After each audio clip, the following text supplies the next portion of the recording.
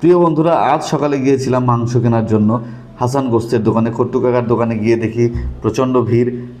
আর আজকে মাংস কেনার কারণটি হলো পবিত্র লাইলাতুল বারাতের রজনী আজকে। তো আমাদের বাংলাদেশ সহ উপমহাদেশে একটি কালচার রয়েছে যে আজকের এই দিনে অনেকেই ভালো মন্দ রান্না করেন, রুটি, হালুয়া, পোলাও, মাংস। তো তারই ধারাবাহিকতায় আমিও এসেছিলাম।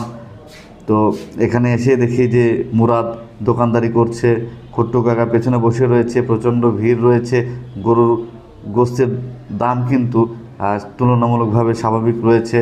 অন্যান্য জায়গায় যেমন দাম বৃদ্ধি করা হয়, এখানে তেমন দাম বৃদ্ধি করা হয়নি। আল্লাহ তাআলা সবাইকে ভালো মন্দ খাওয়ার তৌফিক দান করুক। আমাদের ডাক্তার সাহেবও এসেছিলেন। আর দোকানের সামনে দেখলাম একটি ষাঁড় গরু বেঁধে রাখা হয়েছে, এটাই জবাই করা হবে। আরও একটি দোকানে আমরা গিয়ে দেখি সেখানে একটি ষাঁড় গরু জবাই করে সাইজ করা হচ্ছে।